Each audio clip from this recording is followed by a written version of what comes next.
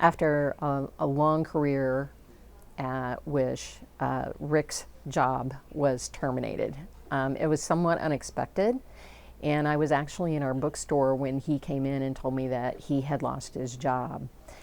And in a small town feel like Indianapolis, when it comes to journalists, he didn't want to be seen as a disruptor. So even though he continued to apply for jobs, he had a brief stint at public media here in Indianapolis and wound up ultimately leaving that also. But 3 years almost after he lost his position here at Wish TV, his depression had become so very serious that he ultimately took his own life. So one of the things that became very obvious was that Rick's dedication to his work, which happened to be here, was integrally tied into his personality, and the ongoing loss of his ability to, be the reporter, be the journalist, do the things, was so difficult for him that, combined with other factors in his life, he just became so sad and so tired that he felt like he couldn't do it anymore. We had supported him through all of this, and I had personally known that if he would have taken the step to find a way to get himself into treatment, that we had a future together.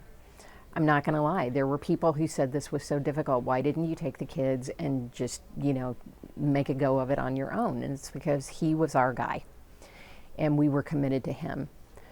Unfortunately, it wasn't enough to sustain him. And so now, one of the things that I am very adamant about speaking about is mental health awareness, and especially among men, because men die from suicide at a rate that's almost 4 times that of women, and they're known not to be good communicators about, the things that burden them, which is just wrong.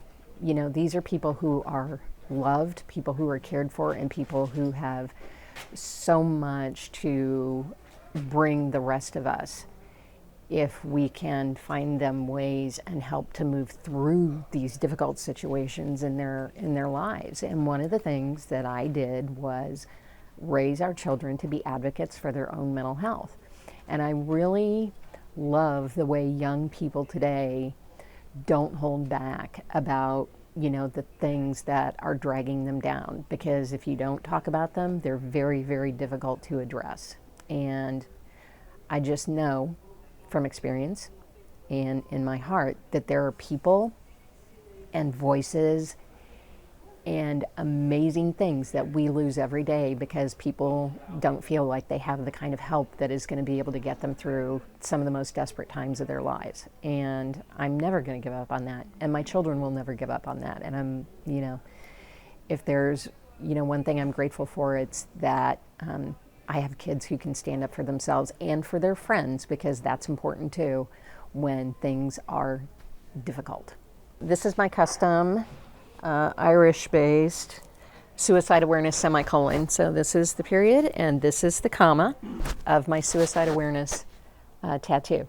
And I wear it so it can be seen, so people can ask me about it, because I'm always ready to talk about, the nature of what mental health care means and what it can mean to all of us if we simply reach out and make somebody understand that we know where they're coming from. The semicolon is a pause in the story, but it is not a stop.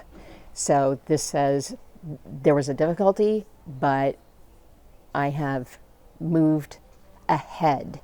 I have progressed from this place that was a stop. And so if you see somebody who has a semicolon, frequently people have them on their hand.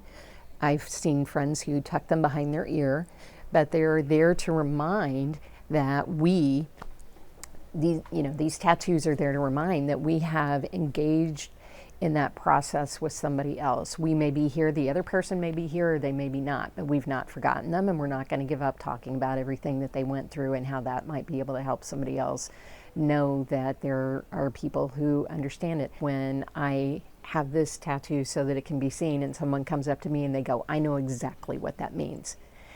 And it's sort of, it's sort of a group understanding that there is a way to move forward for everybody who goes through something that involves suicide or attempted suicide, that there is a way forward, and that you don't have to let it hold you back. You can let it inform you and be more understanding in your relationships. I was involved in a bit of the mental health space before I even met Rick. I struggled with my mental health when I graduated from college, and he always thought that it was great that I never ever really let go of that. I was more focused on young people. But now, even today, I know a lot about older Americans who lose their lives to suicide, people in rural communities who also lose their lives to suicide. There are a lot. There's nothing about any particular place or time that excludes you from being in a situation involving that. But if we prepare our hearts and our minds to be open and available to help somebody, then things can change. We just have to keep moving forward.